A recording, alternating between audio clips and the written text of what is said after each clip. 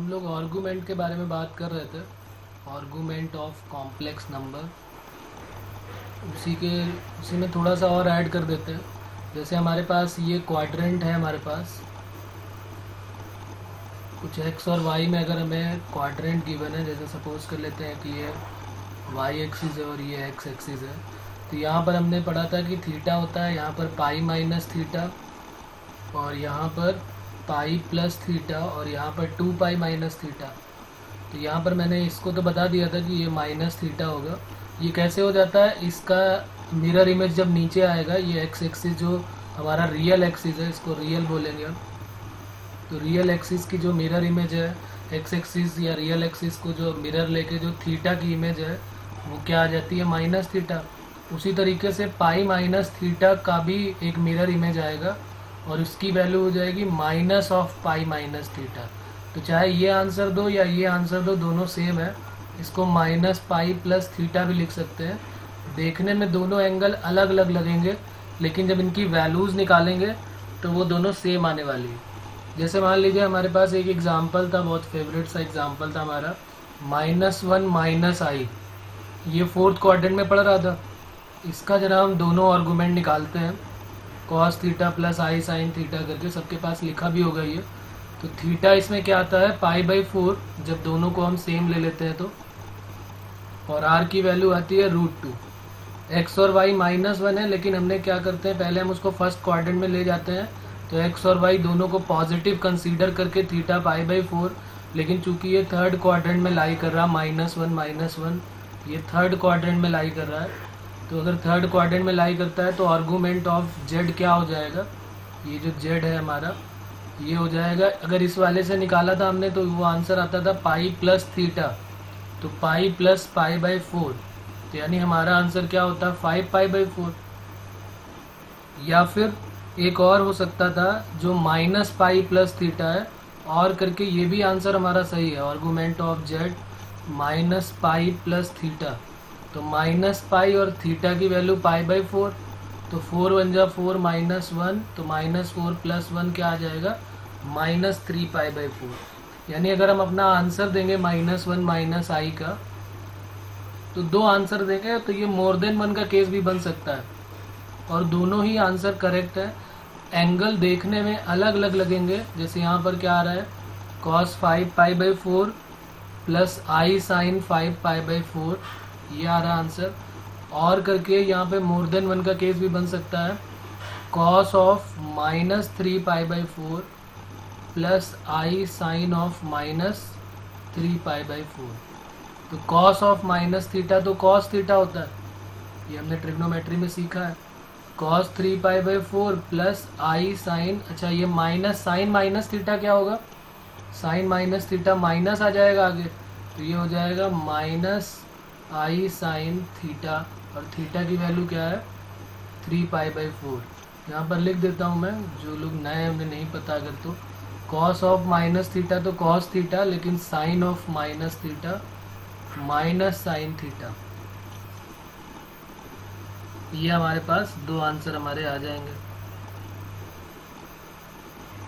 Okay, अब यहाँ पर जो ये आंसर आया है, ये जो दिख रहा है और ये जो दिख रहा है, दोनों अलग अलग, देखने में अलग अलग लग रहे हैं।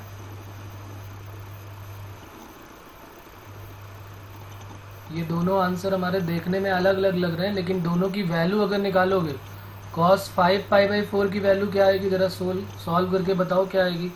कौन बताएगा cos 5 पाई/4 कितना आएगा।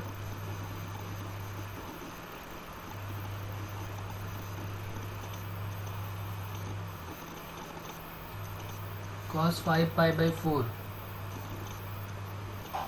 -1/√2। -1/√2। माइनस का क्यों होगा, क्योंकि ये थर्ड क्वाड्रेंट में जा रहा है। और साइन 5 पाई/4 कितना आने वाला है, ये भी थर्ड में ही जाएगा, ये भी -1/√2 आएगा।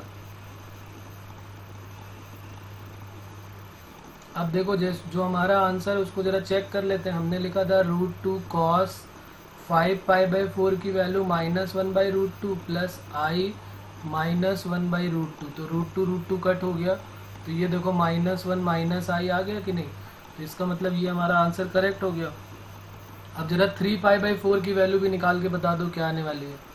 cos 3π/4 और sin 3π/4, इनकी वैल्यू भी जरा चेक करके बताओ क्या आ रही है।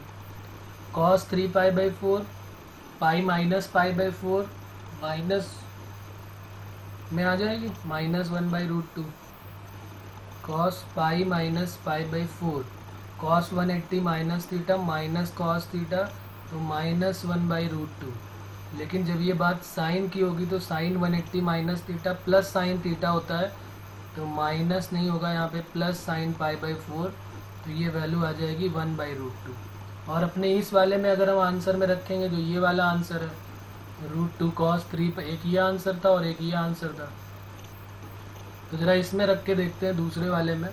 तो जब दूसरे में रखोगे तो क्या मिल जाएगा, यहाँ पर रख लेते हैं √2 cos 3π/4 -1/√2 और माइनस आई साइन 3π/4 1/√2। तो ये √2 कॉमन लेके कट हो गया, तो ये देखो -1 -i आ गया। तो अब बात क्लियर हो गई होगी कि दोनों से देखने में एंगल अलग अलग दिखाई देंगे, लेकिन दोनों की वैल्यू जो है वो सेम आने वाली है। तो ये वहाँ पर और हमें ऐड कर लेना है कि अगर हमारा आंसर मैच नहीं करता तो हमें दोनों से करके देख लेना चाहिए।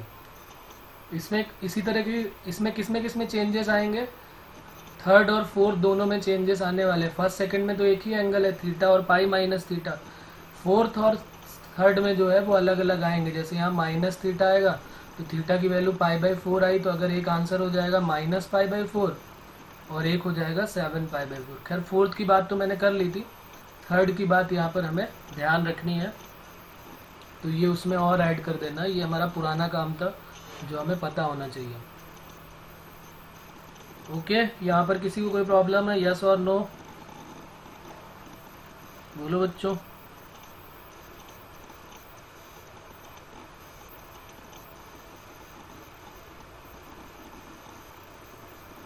ओके, तो अब बात ओके अब बात करते हैं, नेक्स्ट हेडिंग लिख लेते हैं, एलजेब्रा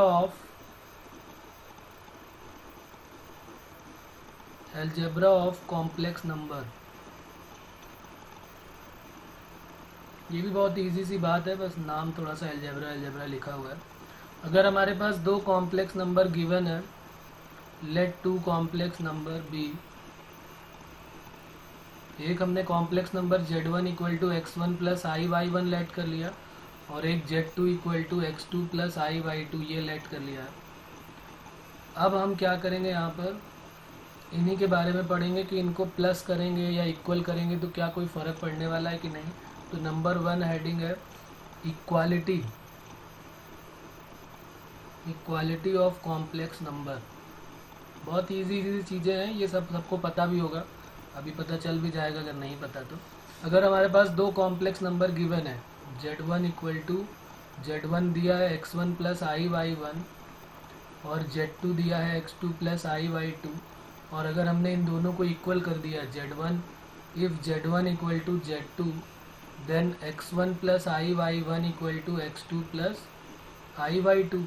तो जब इनको कंपेयर करेंगे हम तो रियल को रियल की इक्वल करेंगे, x1 जो है वो x2 की इक्वल होगा और जो y1 है वो y2 की इक्वल होगा। तो ये बहुत इजी चीज़ है, इस तरह का कोई क्वेश्चन दिया होगा x + i/y = 4 + 3i, तो बताओ x की वैल्यू क्या होगी, तो 4, और y की वैल्यू क्या होगी, तो 3। तो इस तरह का क्वेश्चन बड़े आराम से हम लोग सॉल्व कर सकते हैं, बहुत छोटा सा काम है ये, इक्वालिटी ऑफ कॉम्प्लेक्स नंबर। चलो एक दे भी देता हूँ क्वेश्चन, ज़रा इसका आंसर बताओ। x + 2i + i × 3x - y = 5 + i, ये गिवन है। Then find x and y, x और y की वैल्यू फाइंड आउट करनी है। ज़रा बताओ इसका आंसर कौन बताएगा, equality of complex number. Compare कर दो, रियल को रियल की इक्वल, इमेजनरी को इमेजनरी की इक्वल, दो इक्वेशन बन जाएंगी, दोनों को सॉल्व करना है। और थोड़ा कॉमन सेंस भी लगाओ ना कि यहाँ पे 5 लाना है और उधर वाले में 1 लाना है, तो क्या कंडीशन होंगी। जरूरी नहीं कि पूरा हम सॉल्व भी करने बैठे। रियल वाला रियल के इक्वल, किसी का आंसर आ जाए तो बता देना। अब इसको ये मल्टीप्लिकेशन और क्रॉस और ये सब सब्स्टिट्यूशन ये सब मत करने लगना, साफ साफ सोचो एक्स और वाई की वैल्यू क्या होगी कि यहाँ 5 हो जाए और यहाँ एक्स और वाई की वैल्यू क्या होगी 1 हो जाए। साफ साफ दिख रहा है कि यहाँ 2 है तो यहाँ क्या होना चाहिए, एक्स की वैल्यू की 5 आ जाए, तो एक्स और वाई पता चल गए, जो दूसरे को भी सेटिस्फाई हो जाएंगे। प्रॉब्लम?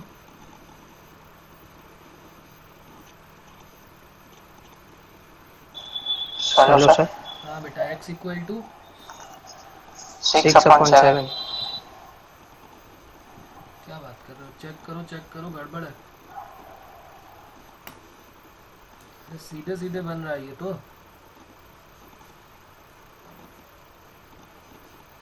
Hello sir. हाँ बेटा बोलो। x1 और y2। हाँ वही तो मैं कह रहा हूँ, सीधे सीधे दिख रहा हमको कि x की यहाँ पर 2 दिख रहा है। जरूरी नहीं कि हम पूरा सॉल्व करने बैठे, यहाँ 2 है तो यहाँ अगर 3 होता तो 3 + 2 5 हो जाता। तो x की वैल्यू 3 ले लेते हैं। x की वैल्यू क्या ले लें यहाँ पे, अगर यहाँ पे 1 है और यहाँ पर 2 लाना है, 2 + 3 तो 5, तो x की वैल्यू 1 ले लें तो यहाँ 1 हो जाएगा। और y की वैल्यू कुछ ले लो, 2 ले लो, कुछ ऐसा सोचो कि इन दोनों का सम करो तो 5 आ जाए, और वही सब्स्टिट्यूशन नीचे भी होना चाहिए। ये तो बहुत छोटी सी चीज़ है, x इक्वल टू 1 आ रहा है और y इक्वल टू क्या आ जाएगा 2। देख लो दोनों को सेटिस्फाई करके, 3 - 2 1 और 1 + 4 5, सीधे सीधे बन रहा है। तो ये हो गया इक्वालिटी ऑफ कॉम्प्लेक्स नंबर। फिर लिख लेते हैं addition of complex number second number पे। ये भी बहुत इजी सा काम है, एडिशन ऑफ कॉम्प्लेक्स नंबर। अगर हमें Z1 गिवन है और Z2 गिवन है तो क्या हो जाएगा, x1 + i/y1 और प्लस x2 + i/y2। तो एक रियल को रियल के साथ ऐड कर देंगे और इमेजनरी को इमेजनरी के साथ ऐड कर देंगे। तो बस यही काम हो गया। दोनों को ऐड करना हो तो रियल को रियल के साथ करना और इमेजनरी को इमेज, कोई नई चीज़ नहीं है ये। एडिशन के बाद अगर सब्सट्रैक्शन की बात करें, सब्सट्रैक्शन ऑफ कॉम्प्लेक्स नंबर, तो क्या हो जाएगा, Z1 - Z2 जब करोगे तो यहाँ पर x1 - x2 आ जाएगा और i के साथ y1 - y2 आ जाएगा। तो ये सब्सट्रैक्शन ऑफ कॉम्प्लेक्स नंबर हो गया। उसके बाद सब्सट्रैक्शन के बाद मल्टीप्लिकेशन अगर हमें करना है, मल्टीप्लिकेशन ऑफ कॉम्प्लेक्स नंबर, तो ये भी इजी है, इसमें कोई खास नहीं है। Z1 × Z2 कर देना है, तो ये है x1 + i/y1 और ये है x2 + i/y2। कर दो मल्टीप्लाई सभी का, x1 x2 और plus i x1 y2 plus i y1 x2 और प्लस i² y1 y2। तो देखो x1 x2 एक तो ये रियल आएगा और इसकी वैल्यू जो है वो -1 आएगी, तो -y1 y2 ये आएगा और प्लस i के साथ x1 y2 plus y1 x2 ये आ जाएगा। तो Z1 × Z2 भी हो गया। Z1 Z2 में हमें ये खास ध्यान ये रखना है कि हम ये सब करके नहीं दिखाएंगे, हमें पता है कि जब रियल का रियल के साथ मल्टीप्लाई होगा तो रियल आने वाला है। देखो ना, x1 x2 जब इमेजनरी का इमेजनरी के साथ मल्टीप्लाई होगा तो भी रियल आएगा। जब रियल का रियल के साथ हुआ तो रियल, और जब इमेजनरी का इमेजनरी के साथ i/y1 का i/y2 के साथ हुआ तो i² -1 हो गया। तो रियल का रियल के साथ करेंगे तो रियल आएगा और इमेजनरी का इमेजनरी के साथ करेंगे तो रियल आएगा। बाकी फिर तो इजी है, फिर x1 का जब इसके साथ करोगे तो i आ जाएगा कॉमन, और इसका जब इसके साथ करोगे तो आ जाएगा। तो ये डायरेक्ट भी हम लिख सकते थे बगैर इस लाइन को लिखे हुए, इसको ना लिखना पड़े, हम सीधे ऐसे भी लिख सकते हैं। बाकी अभी तो हम सीख रहे हैं तो पूरा भी लिखते हैं तो कोई प्रॉब्लम नहीं है। डिवीज़न में क्या हो जाएगा, डिवीज़न ऑफ कॉम्प्लेक्स नंबर कि Z1 / Z2 अगर हमें निकालना है तो ये हम पहले भी पढ़ चुके हैं कि x1 + i/y1 है, x2 + i/y2 है। बस ये ध्यान रखना है कि Z2 जो है वो 0 नहीं होना चाहिए। ये कई बार मैं पहले ही बता चुका हूँ कि डिनोमिनेटर कभी भी 0 नहीं होना चाहिए। बहुत छोटी सी बात है लेकिन कई बार हम फंस जाते हैं। तो इसमें हमने क्या बोला था कि कभी भी अपॉन में कॉम्प्लेक्स नंबर को अकेला नहीं छोड़ते, उसके कॉन्जुगेट से मल्टीप्लाई कर देते हैं। तो ये हो गया x2 - i/2 तो बस अब यहाँ Z1 अपॉन Z2 की वैल्यू निकाल दो। रियल को रियल के साथ करेंगे तो रियल आएगा, इमेजनरी को इमेजनरी के साथ करेंगे तो आई स्क्वायर माइनस का आई स्क्वायर आएगा, तो प्लस y1 y2 हो जाएगा। ये डायरेक्ट कर रहा हूँ मैं।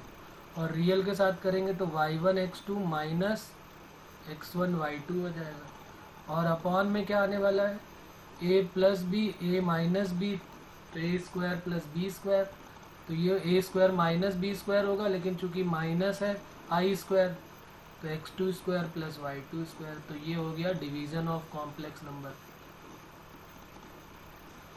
बताओ, ये तो बहुत छोटी सी चीज़ है, इसमें किसी को कोई डाउट है तो बोलो, नहीं तो फिर आगे बढ़ते हैं। इसमें है कोई प्रॉब्लम इसमें बच्चों, यस और नो? चलिए तो फिर आगे आ जाते हैं। अब आ जाते हैं एक और हमारा एनसीईआरटी में है, लेकिन वो सप्लीमेंट्री में दिया हुआ है। जब तुम बुक अपनी देखोगे ना एनसीईआरटी की बुक, तो उसमें पीछे भी कुछ पार्ट ऐसे हैं जो एडिशनल पार्ट होते हैं। तो उसमें भी एक कॉम्प्लेक्स नंबर का एक पार्ट और बचा हुआ है, उसको भी यहीं पे कंप्लीट कर लेते हैं ताकि हमारा एनसीईआरटी पूरा। तो हमें क्या करना है, एनसीईआरटी को पीछे देखना है, पीछे से सप्लीमेंट्री एक्सरसाइज करके दिया होगा, कॉम्प्लेक्स नंबर एक अलग से फिर दिया होगा, उसमें दिया होगा ये square root of complex number. लिख लेते हैं heading, square root of complex number. ये सप्लीमेंट्री में एनसीईआरटी में बैक साइड में दिया होगा, तो उसके क्वेश्चन अब हमको करने हैं, ठीक है। और मिसलिनियस की एक्सरसाइज भी करनी है। मिसलिनियस में कई सारे अच्छे क्वेश्चन दिए हैं लास्ट में, तो वो भी करने हैं हमको, और उसमें भी अगर कोई प्रॉब्लम आती है तो बताना है। फिर square root of complex number का मतलब क्या है कि कोई कॉम्प्लेक्स नंबर हमको z गिवन होगा, z equal to under root में x प्लस आई वाई, और इसकी वैल्यू निकालनी है हमको। तो कॉम्प्लेक्स नंबर का जब स्क्वायर रूट निकालते हैं तब भी एक नया कॉम्प्लेक्स नंबर ही आने वाला है, ये हमको ध्यान रखना है। तो जब भी हमें कोई क्वेश्चन दिखेगा तो हम under root x plus i Y के फॉर्म में होगा, उसको ए प्लस आई बी लेट कर लेंगे, या ए प्लस आई बी के फॉर्म में दिया होगा तो उसको x plus i Y late कर लेंगे, जैसा भी हो, कोई प्रॉब्लम नहीं है दोनों में। और उसके बाद हमको ए की वैल्यू फाइंड आउट करनी है और बी की वैल्यू फाइंड आउट करनी है। तो देखो इसका एक पूरा तरीका है, वो कैसे सॉल्व करते हैं वो पूरा मेथड में बताता हूँ। बाकी फिर हम एक, जब ये ऑब्जेक्टिव अप्रोच के लिए होगा, क्योंकि ये काफ़ी लेंथी कैलकुलेशन जाता है इसका, तो जब सब्जेक्टिव की बात होगी तब तो हम पूरा का पूरा सॉल्व करेंगे, लेकिन जब ऑब्जेक्टिव की बात होगी तो इसका एक फार्मूला बना लेते हैं, क्वेश्चन को करके इसका एक फार्मूला बना लेते हैं और उसको याद रखेंगे, ठीक है बच्चों। तो देखते हैं जरा इसका मेथड क्या होता है। ये हमारे पास एक इक्वेशन है, x plus i y under root x plus i y equal to क्या गिवन है, ए प्लस आई बी। तो हम इसमें इस अंडर रूट हटाने के लिए स्क्वायरिंग कर देते हैं both side, squaring both side, और अब समझते हैं क्या होगा। ये आ जाएगा हमारा x plus i y equal to, जब इसकी स्क्वायरिंग करेंगे तो डायरेक्ट ओपन कर देता हूँ मैं, आएगा ए स्क्वायर प्लस, अच्छा ये ए प्लस आई बी है, सॉरी यहाँ वाई लिख दिया मैंने, ये ए प्लस आई बी है, तो ये हो जाएगा आई स्क्वायर बी स्क्वायर, जबकि डायरेक्ट रखना चाहिए था मुझे, 2a इंटू आई बी। तो इसको और थोड़ा सॉल्व करते हैं, तो A square minus B square आएगा और प्लस आई इंटू 2ab ये आएगा। ये रियल हो गया, ये इमेजनरी हो गया, यहाँ पर भी ये रियल है, ये इमेजनरी है। तो इसको कंपेयर कर लेते हैं, कंपेयरिंग, और जैसे हमने कंपेयरिंग कर ली तो क्या आने वाला है, x की वैल्यू आ जाएगी ए स्क्वायर माइनस बी स्क्वायर, एक इक्वेशन, और दूसरी इक्वेशन y की वैल्यू क्या आ जाएगी, 2ab। इन दोनों को सॉल्व करना है और हमें ए बी की वैल्यू निकालनी है। ये दो इक्वेशन है हमारे पास, इन दोनों को सॉल्व करके हमको ए बी की वैल्यू निकालनी है। तो देखो ए स्क्वायर माइनस बी स्क्वायर का एक इक्वेशन तो है ही हमारे पास। क्या हमने कभी ये फॉर्मूला पढ़ा है क्या, a square plus B square का whole square equal to a square minus B square का whole square plus 4a square b square. ऐसा कभी हमने सुना है क्या? अरे बिल्कुल सुना होगा, 10th क्लास में कई बार इस तरह काम हमको करना पड़ता है। इसका होल स्क्वायर ओपन करेंगे तो ये a की पावर 4 प्लस b की power 4 minus 2a square b square, और उसमें 4 को ऐड कर देंगे तो प्लस 4 है और माइनस 2 है तो प्लस का 2a स्क्वायर b स्क्वायर हो जाएगा। ठीक है, अब आगे क्या करेंगे, ए स्क्वायर माइनस बी स्क्वायर की वैल्यू हमको गिवन है तो ये रख दिया एक्स स्क्वायर, 4ab को हम 2ab का होल स्क्वायर लिख सकते हैं तो ये हमने लिख दिया डायरेक्ट वाई स्क्वायर। अच्छा, एक्स स्क्वायर और वाई स्क्वायर की वैल्यू क्या होती है ये सबने सुना है, मॉड जेड स्क्वायर होता है ये। तो यहाँ से अगर हम ए स्क्वायर प्लस बी स्क्वायर की वैल्यू निकालेंगे, ए स्क्वायर प्लस बी स्क्वायर की वैल्यू, तो ये क्या आने वाली है, मॉड जेड आने वाला है। तो ए स्क्वायर प्लस, ये इक्वेशन नंबर 3 हो गया। तो अब हमें ए और बी फाइंड आउट करने के लिए परेशान थे, और जिसमें हमें ए और बी में 2 इक्वेशन भी मिल चुकी हैं, तो इन्हीं को सॉल्व करते हैं दोनों को। Solve first and third.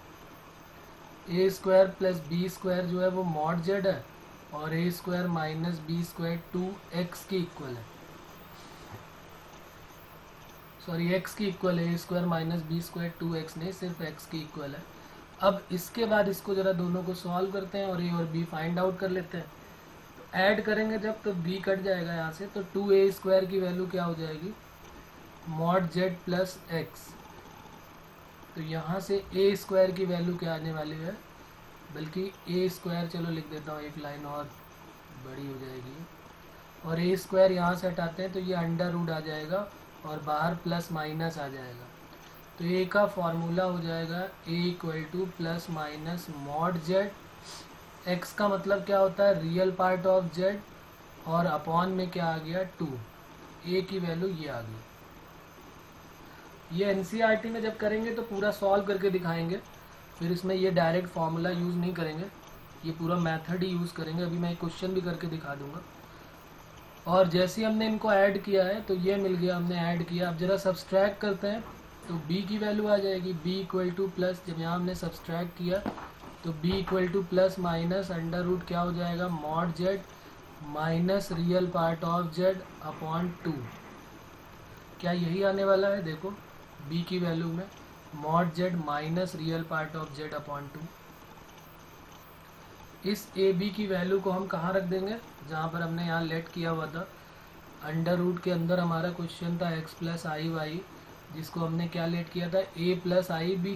तो प्लस माइनस को कर दो बाहर, a की वैल्यू जब रखेंगे तो क्या आ जाएगा, mod Z plus real part of z upon 2, और प्लस आई टाइम्स अंडर रूट के अंदर फिर यही आ जाएगी value, mod z minus real part of z upon 2। ये वैल्यू आने वाली है। जब यहाँ प्लस होगा तो यहाँ प्लस रखना है, और जब यहाँ माइनस होगा, मान लिया यहाँ माइनस होता है तो फिर यहाँ पर माइनस रखना है। बाहर तो प्लस माइनस दोनों ही चलेगा। जब यहाँ under root x plus i Y हो तो प्लस का रखना है, और जब माइनस का हो तो माइनस का रखना है। तो ऑब्जेक्टिव के लिए हमको इसको लर्न करना पड़ेगा, और 2-4 बार जब हम याद करेंगे तो याद हो जाएगा, इतना बड़ा काम नहीं है। तो ये एक इम्पॉर्टेंट फार्मूला बन जाएगा। अब जैसे हमें क्वेश्चन कोई दिया हुआ है, इसमें किसी को कोई डाउट है कहीं पर, बताओ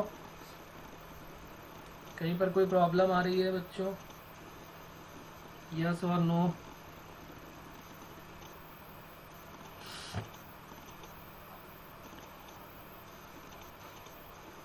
ओके, तो देखो अब इसके बाद कैसे करेंगे इसको सॉल्व।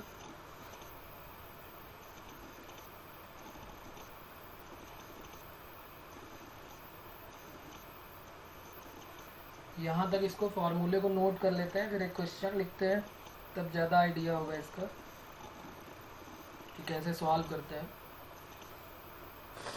क्वेश्चन है हमारा, find the square root of, question लिख लेते हैं एक, find the square root of, find square root of complex number z equal to, हमारे पास गिवन है 15 प्लस 8i, 15 प्लस 8i, इसका स्क्वायर रूट बताना है। तो एक तो डायरेक्ट मेथड है कि यहाँ से हम निकाल लेते हैं, ज़रा यहीं से निकाल लो, पहले फार्मूले से ही निकाल लेते हैं, फिर मैं इसका मेथड भी पूरा बताता हूँ। Using formula. फार्मूले में हमें क्या क्या चाहिए होता है, x की वैल्यू है 15 और y की वैल्यू है 8। जरा तुम लोग आंसर बताओ क्या आ रहा है।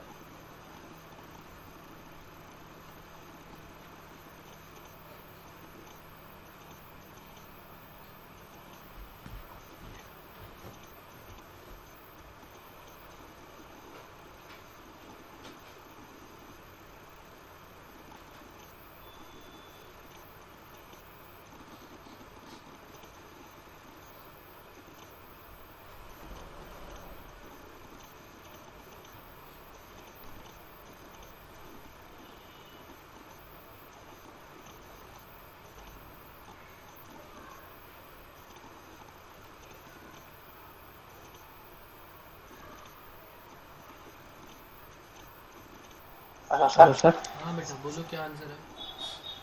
Plus minus 4 plus i. Plus minus 4 plus 5 i 4 plus 5 i. No sir only i. अच्छा plus minus 4 plus i, okay. Yes sir. चलिए देख लेते हैं। यहाँ पर मॉड जेड की वैल्यू निकालनी पड़ेगी जो कि होता है under root x square plus y square, जो कि हो जाएगा 17, क्योंकि 289 बनेगा 15 8 का पेयर। और जो रियल पार्ट ऑफ जेड है वो कितना है 15। तो फॉर्मूले में रख देते हैं value plus minus under root के अंदर 17 plus 15, 17 plus 15 by 2 plus i के साथ अंडर रूट के अंदर सेम वही 17 माइनस 15 बाई 2। तो 17 प्लस 15 बाई 2 करेंगे तो कितना हो जाएगा यहाँ पे 16, 16 का अंडर रूट हो जाएगा 4 और प्लस ये 2 बाई 2 1 हो जाएगा, तो 4 प्लस आई। बिल्कुल सही है इनका। तो ये तो हो गया हमारा डायरेक्ट मेथड जो हमारा फॉर्मूले से निकल के आया है। अगर हमें सॉल्व करना पड़ता है एनसीईआरटी में तो पूरा वही काम करते हैं जो अभी हमने डेरिवेशन किया फार्मूले का, बिल्कुल वैसे ही करना होता है हमको। अगर ये जो है ऑब्जेक्टिव क्वेश्चन बहुत रेयर केस में बनेगा, और बनाने के लिए तो वो बना ही सकते हैं, क्योंकि अगर मान लो इस तरह के 4 ऑप्शन दिए होते, मान लिया इसके ऑप्शनल होता है, ऐसे होता 4 प्लस आई, फिर दूसरा ऑप्शन होता 4 माइनस आई, फिर थर्ड ऑप्शन होता 2 प्लस आई और फोर्थ होता नन, ऐसे करके मान लिया होता कोई ऑप्शन। तो हमें फिर इसको पूरा मेथड सॉल्व करने की ज़रूरत नहीं है। अगर हम इसी का स्क्वायर कर देते, मानो कोई, अगर हमें पता है कि रूट 36 का अंडर रूट क्या होता है 6, तो 6 का स्क्वायर क्या होता है 36। तो हम क्या करते, चारों ऑप्शन को होल स्क्वायर करके देख लेते। तो जैसे इसका होल स्क्वायर ओपन करेंगे तो 4 का square 16 plus i square plus 2 a b करेंगे तो 2 इंटू 4 इंटू आई, और आई स्क्वायर की वैल्यू होती है -1, 16 -1 हो गया 15 प्लस 8 आई। एक लाइन में सीधे आंसर हम बता देते। तो ये पेपर में लॉन्ग क्वेश्चन आएगा हमारे जो बोर्ड एग्ज़ाम में है, 11th क्लास का जो एग्ज़ाम होगा उसमें ये लॉन्ग क्वेश्चन में बनेगा। तो जब भी हमारा आंसर आए तो हमें क्या कर लेना चाहिए, जो भी आंसर आया उसको स्क्वायर करके देख लेना चाहिए, और देखना चाहिए कि स्क्वायर करने के बाद वही हमारा क्वेश्चन बन जाता है कि नहीं बन जाता है। अगर वो क्वेश्चन बन जाता है तो फिर हमारा ये कैलकुलेशन सही है। तो ऑब्जेक्टिव में मान लिया ऐसा नहीं पूछा, ऑब्जेक्टिव में वो क्या कलाकारी करेंगे, क्योंकि वो तो जेई वाले हैं, वो कह देंगे कि भाई इसके स्क्वायर रूट का रियल पार्ट बताओ कितना होगा, या उसका इमेजनरी पार्ट बताओ, या रियल और इमेजनरी का सम बता दो कितना होगा। जो उसका अंडर रूट आएगा उसके रियल और इमेजनरी का सम कितना होगा। तो फिर ये हमें थोड़ा जुगाड़ लगाना पड़ेगा। तो फिर उसके लिए हमारे पास फार्मूला तो ये है ही है। तो ये हमारे लिए फार्मूला है इम्पॉर्टेंट, इसको हमें लर्न करना है। ठीक है बच्चों। Hello sir. हाँ बेटा बोलो। सर वो सम पूछेंगे तो हमें उसमें 2 केस बनेंगे ना, क्योंकि आगे प्लस माइनस है, या फिर उसको हमें नहीं करना। नहीं बिल्कुल 2 केसेस बनेंगे बिल्कुल, और क्या, इसके भी 2 आंसर आएंगे ना, प्लस माइनस 4 आई। लेकिन प्लस माइनस मान लो बनते भी हैं तो यहाँ पर रियल में बनेगा, तो दोनों को प्लस करके दोनों को देख लेंगे और माइनस करके दोनों को देख लेंगे। तो 2 आंसर आएंगे, कोई वो नहीं है। Okay sir. ठीक है। अब जरा इसको मेथड से करने की ज़रूरत है, जैसे हम लोगों ने यहाँ किया, मेथड से भी सॉल्व करूँ कि कर लोगे तुम लोग, जो ये हमने डेरिवेशन किया हुआ है ये ऐसा कर सकते हो इसको कि नहीं। क्योंकि ये मेथड सब्जेक्टिव के लिए नहीं था, ये मेथड तो ऑब्जेक्टिव के लिए था। अगर हमें सब्जेक्टिव के लिए करना है तो पूरा जो हमने डेरिवेशन किया है वही करना पड़ेगा। 15 प्लस 8i इक्वल का under root equal to x plus i y या ए प्लस आई बी जो भी कहो, ये करना पड़ेगा। फिर स्क्वायरिंग बोथ साइड करनी पड़ेगी।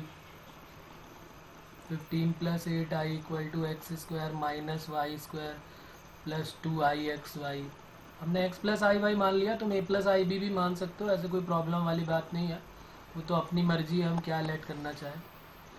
तो ये एक इक्वेशन 15 की बन गई, एक बन गई 2xy की, वो हो गई 8। बस यहाँ पर x square plus y square का होल स्क्वायर करेंगे तो x square minus y square का whole square plus 4x square y square हो जाएगा। और ये वैल्यू कितनी है, 15 का 225 प्लस 8 का 64, तो ये हो जाएगा 289।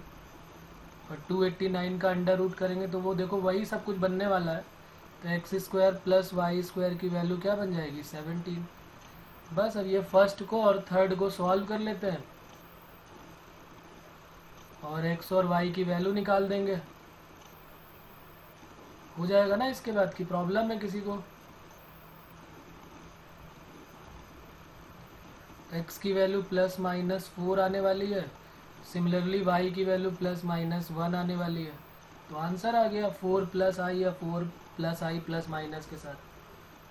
तो ये मेथड हो गया इसका डायरेक्ट मेथड, और ये पूरा सॉल्व करने के बाद मेथड हो गया। तो ये हमारा सप्लीमेंट्री में मिलेगा, एनसीईआरटी का ही पार्ट है, सप्लीमेंट्री में मिलेगा, ध्यान रखेंगे इसको। पीछे की बुक में दिया होगा, कुछ चैप्टर ऐसे हैं जिनमें कुछ चीज़ें ऐड की गई हैं। तो हमारा आंसर क्या हो जाएगा, 15 प्लस 8i का under root 15 plus 8i equal to x plus i y. तो ये हो गया प्लस माइनस के साथ 4 प्लस आई, और ये आंसर। चलो एक क्वेश्चन और मैं दे रहा हूँ, ज़रा आंसर आप लोग बताएं इसका। फिर क्वेश्चन नेक्स्ट है हमारा second,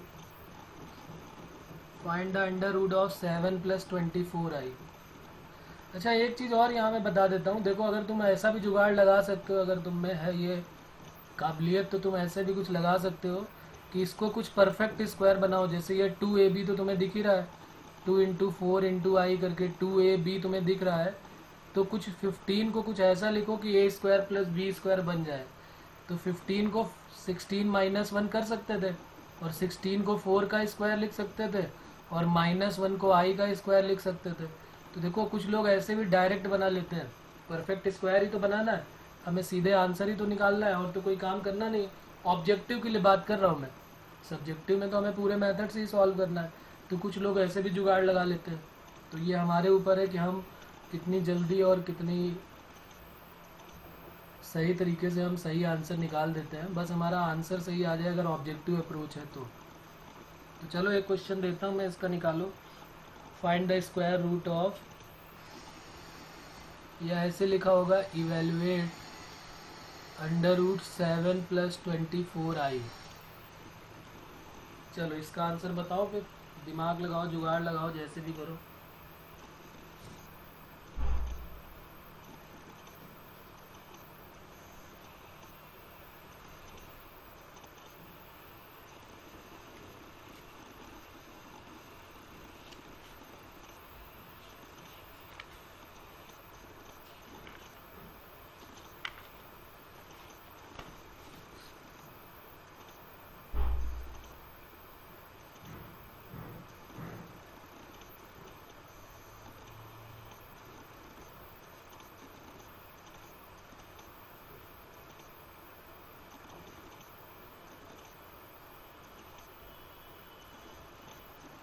hello sir.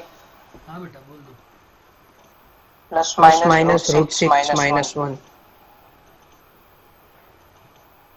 Root 6 minus i, sir check करो। No sir, plus minus root 6 plus i square. नहीं नहीं सर गलत है। हाँ बोलो बेटा, सुन रहा हूँ, बोलो। Plus minus 4 plus 3 root i, 3 root 2i, नहीं नहीं रूट 2i। नहीं, चेक करो। क्या करो, तुम लोगों को मैंने आंसर भी चेक करना बताया है कि जब आंसर हम बताने जो जा रहे हैं उसका स्क्वायर करके ज़रूर देख लें कि ये आ रहा है कि नहीं आ रहा है। तो जो भी आंसर तुम्हारा आया है पहले अपने से वेरीफाई करो कि जो तुम्हारा आंसर आया उसका स्क्वायर करने के बाद ये बन रहा है कि नहीं बन रहा है, फिर आंसर बताओ। जल्दी में गलत मत करो। सर हाँ बेटा बोलो। 16 कितना? प्लस माइनस फिर से?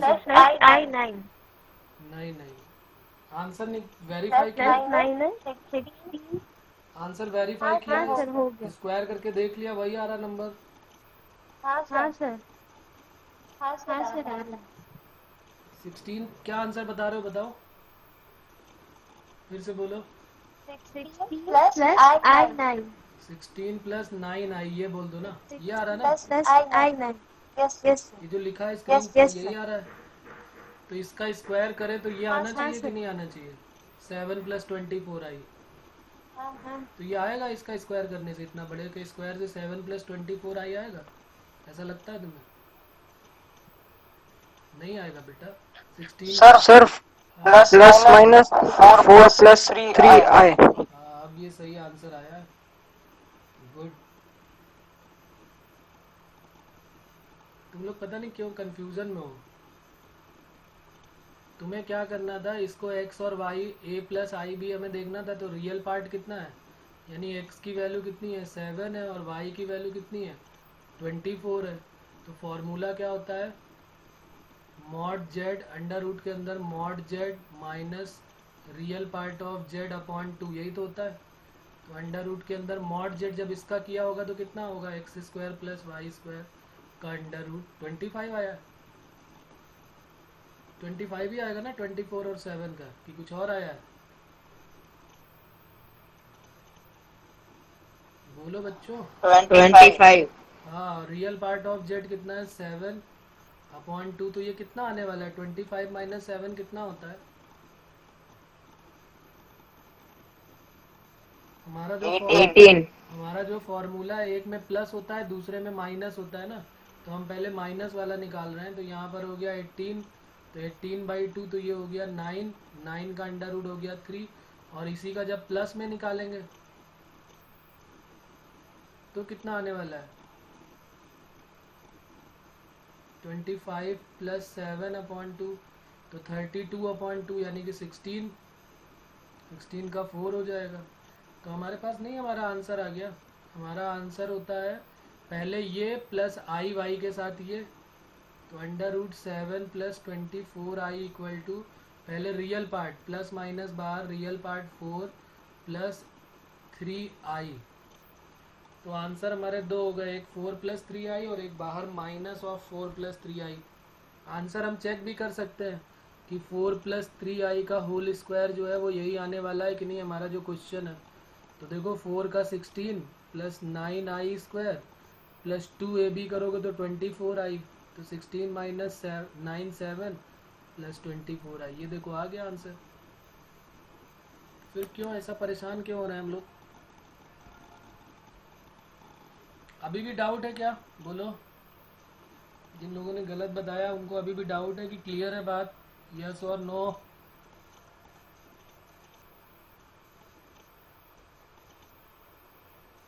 चलो फिर एक और देता हूँ मैं, इसमें गलतियाँ ज़्यादा हुई तो एक क्वेश्चन और बनता है, और इसको कोई भी आंसर क्लियर सर। कोई भी आंसर डायरेक्ट जल्दी से नहीं बताएगा। पहला काम है निकालना और दूसरा काम है उसको वेरीफाई करना, फिर आंसर बोलना, ठीक है। क्वेश्चन हमारा है 5 प्लस, चलो एक माइनस का ले लेते हैं, 5 प्लस वाला तो ले लिया है प्लस में, और ये पक्का पता है सबको कि प्लस होगा तो यहाँ प्लस लिखते हैं, अगर यहाँ माइनस होता तो यहाँ माइनस लिख लेते हैं, इस बात का ध्यान रखेंगे। चलो अच्छा 5 प्लस 12y का इसी का बता दो। चलो 5 plus 12y, find the square root of 5 plus 12y, बोलो।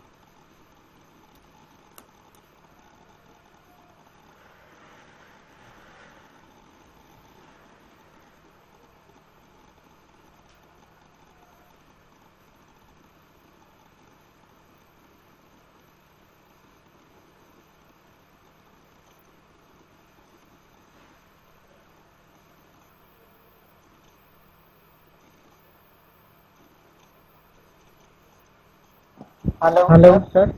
हाँ हेलो सर। बोलो बोलो। Plus minus 3 + 2i। 3 + 2i। Sir plus minus 3 yes plus sir. 2i i -2i यहाँ 3 - 2i। +2i। -2i। मैंने बोला था कि जब यहाँ पर प्लस होगा तो प्लस में आंसर देना है और जब माइनस होगा तो माइनस में आंसर देना है, अंदर वाले साइन का। तो यहाँ तो 5 + 12i बोला है ना क्वेश्चन, तो फिर यहाँ प्लस ही आने वाला है ना, वाह। माइनस नहीं आएगा। ठीक है। x की वैल्यू 5 हो गई, y की वैल्यू 12 हो गई और मॉड z की वैल्यू हो गई 13। फॉर्मूला होता है √mod z plus real part of z upon 2 plus i के साथ यही same √mod z minus real part of z upon 2, और बाहर प्लस माइनस तो आएगा ही आएगा।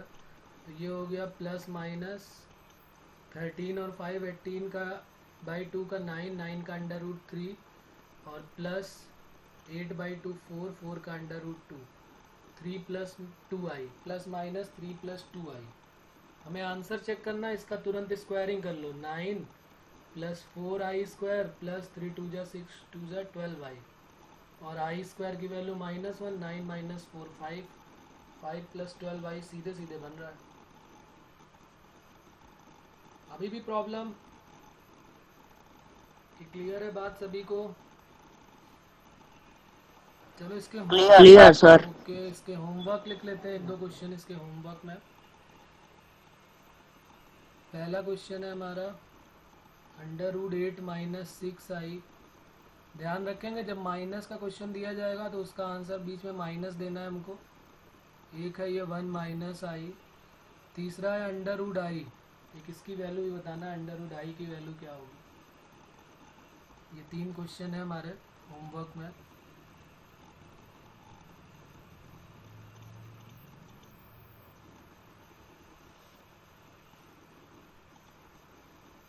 ओके, अब लिख लेते हैं कुछ और, एक क्वेश्चन और लिख लेते हैं।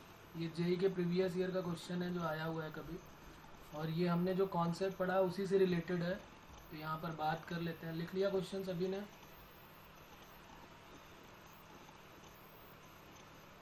क्वेश्चन है हमारा find the value of theta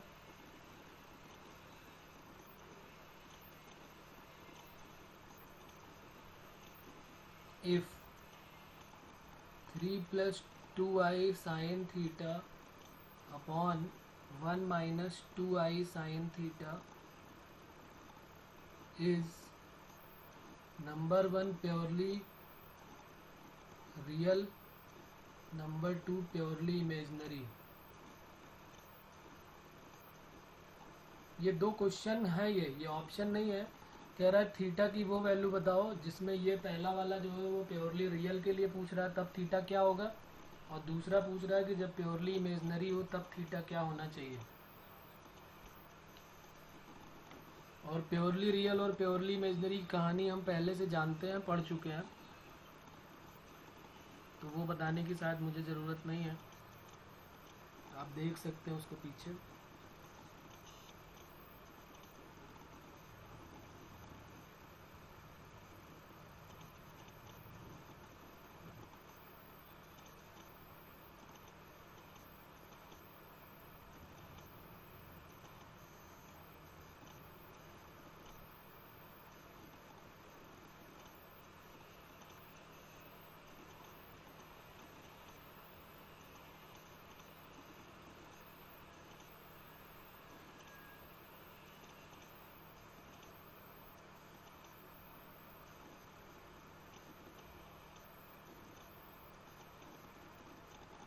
किसी को आइडिया हो रहा कैसे करना चाहिए इसको?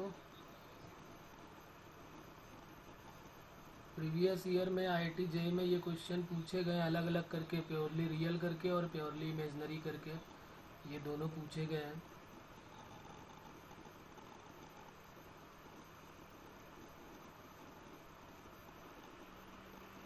सबसे पहला काम, अच्छा ये बताओ प्योरली रियल के लिए उसका कौन सा पार्ट 0 होना चाहिए? प्योरली रियल के लिए इमेजिनरी वाला। y equal to part 0, zero y होना इक्वल चाहिए, तो टू इसका 0। इमेजनरी पार्ट कैसे मिलेगा? क्या है इसका इमेजनरी पार्ट? डायरेक्ट देख के समझ में आ रहा है क्या हमको? क्या इसको डायरेक्ट देख के हमको क्लियर हो रहा है? Hello sir. इसका इमेजनरी पार्ट क्या होगा? सर उसको कंजुगेट से मल्टीप्लाई करना हाँ, पहले पड़ेगा। इसको कॉन्जुगेट से मल्टीप्लाई करेंगे और फिर उसका रियल और इमेजनरी अलग अलग करेंगे। एक बार रियल पार्ट को 0 के इक्वल, एक बार इमेजनरी पार्ट। हाँ बोलो बेटा। थीटा इक्वल टू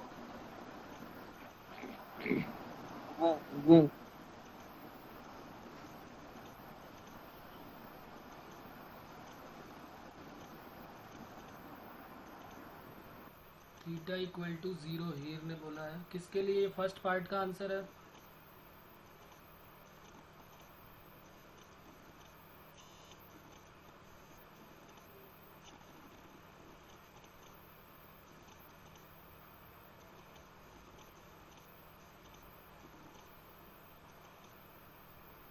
साफ साफ दिख भी रहा है कि अगर साइन थीटा कहीं से 0 हो जाए तो प्योरली रियल ही बनने वाला है। साफ साफ हमको यहाँ पर समझ में भी आ रहा है कि थीटा की वैल्यू 0 हो जाए तो सब कुछ 0 होने वाला है, रियल बचेगा। लेकिन चलो इसको पूरा मेथड से सॉल्व करके दिखाता हूँ मैं। क्या हो जाएगा? 3 plus 2i sine theta upon 1 minus 2i sine theta, और इसमें मल्टीप्लाई कर देते हैं 1 प्लस 2i साइन थीटा का upon 1 plus 2i sine theta का। मल्टीप्लाई करो जरा, देखो क्या आने वाला है। नीचे तो क्लियर है, मैंने बताया था ना कैसे मल्टीप्लाई करते हैं। रियल का रियल के साथ तो 3 1 जा 3, इमेजनरी का इमेजनरी के साथ तो 2 2 जा 4 साइन स्क्वायर थीटा, क्योंकि आई स्क्वायर 1 हो जाएगा -1। और फिर दूसरा कौन सा होगा? रियल का इमेजनरी के साथ, रियल का इमेजनरी के साथ और इमेजनरी का रियल के साथ, ये 1 के साथ। तो ये हो जाएगा 3 2 जा 6i साइन थीटा और ये 2i, तो ये बन जाएगा 8i साइन थीटा। और अपॉन में क्या आ जाएगा? 1 प्लस 4 साइन स्क्वायर थीटा, क्योंकि आई स्क्वायर की वैल्यू -1 हो जाएगी। तो इसका रियल पार्ट क्या बन जाएगा? 3 minus 4 sine square theta upon 1 plus 4 sine square theta, ये रियल पार्ट, प्लस आई के साथ 8 sine theta upon 1 plus 4 sine square theta. पहले तो यहाँ तक इतना काम करना पड़ेगा हमको। फिर नंबर 1 पार्ट है प्योरली रियल के लिए, तो प्योरली रियल के लिए क्या हो जाता है? उसका इमेजनरी पार्ट क्या हो जाता है? 0। तो इमेजनरी पार्ट 0 करोगे तो 8 साइन थीटा अपॉन कुछ भी हो वो इक्वल टू 0। तो यहाँ से साइन थीटा की वैल्यू क्या आ जाएगी? 0।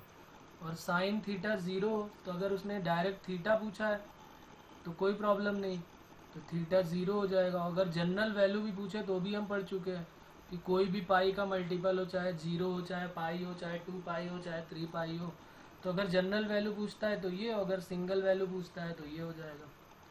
सेकेंड पार्ट में कह रहा प्योरली रियल के बाद प्योरली इमेजनरी। प्योरली इमेजनरी में क्या हो जाएगा? रियल पार्ट ऑफ जेड की वैल्यू 0। तो रियल पार्ट ऑफ जेड ये पूरा का पूरा है, तो जब इसको 0 करेंगे तो अपॉन में क्या है? उससे कोई मतलब नहीं है। 3 minus 4 sine square theta upon में जो भी है इक्वल टू 0। तो यहाँ से साइन स्क्वायर थीटा की वैल्यू 3/4। तो अब इसको करने के जनरल वैल्यू चाहिए, तो ये प्लस माइनस √3/2 हो जाएगा। तो हम वैल्यू निकाल सकते हैं। और या फिर हम इसको जनरलाइज करना चाहें तो हमारे पास वो भी रिजल्ट है। 3/2 का क्या कर दें? √3/2 का होल स्क्वायर। तो थीटा इक्वल टू क्या हो जाएगा? n पाई प्लस माइनस पाई/3, क्योंकि 60 डिग्री की वैल्यू होती है। और या तो यहाँ से भी हम लिख सकते थे कि ये 60 हो जाएगा पाई/3, और एक माइनस कब होगा? पाई प्लस पाई/3 पर। तो इस तरीके से हम अपना आंसर दे सकते थे, इसमें कोई प्रॉब्लम नहीं है। बोलो, इसमें किसी को कोई डाउट है क्या बच्चों?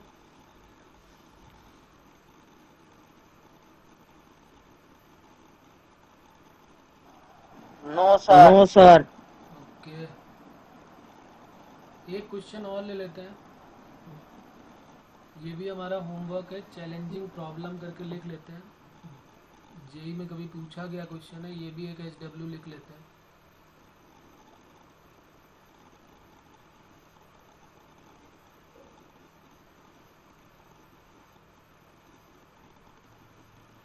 और इजी है, इसको ज़रा ट्राई करना, नहीं होगा तो अगले टर्न पे डिस्कस करेंगे। और अगर जिसका हो जाए वो मुझे ज़रूर सॉल्व करके भेजे, ठीक है ना। 3/2 plus cos theta plus i sine theta, x plus i y equal to 3/2 plus cos theta plus i sine theta, then x minus 1 into x minus 3, इसकी वैल्यू बतानी है क्या होगी। पहला ऑप्शन है वाई स्क्वायर, दूसरा है minus y square, third option है वाई, और डी है नन ऑफ डीज। तो ये चैलेंजिंग है प्रॉब्लम, तो इसको सॉल्व करना है। अब इसको तुम्हें सोचना है कि x माइनस 1 एक्स माइनस 3 ये सब कैसे मिलेगा, तो ये तुम्हारे लिए चैलेंज है। इसको सॉल्व करो, और अगर आ जाता है तो फिर जितनी जल्दी आता है मेरे पास भेजो उसको सॉल्व करके, फिर हम बात करेंगे इसके बारे में। देखते हैं किसका पहले आता है सॉल्यूशन। ओके बच्चों, चलिए ठीक है, फिर बाकी अगले टर्न पे हम लोग करेंगे इसके बाद का जो भी प्रोग्राम है।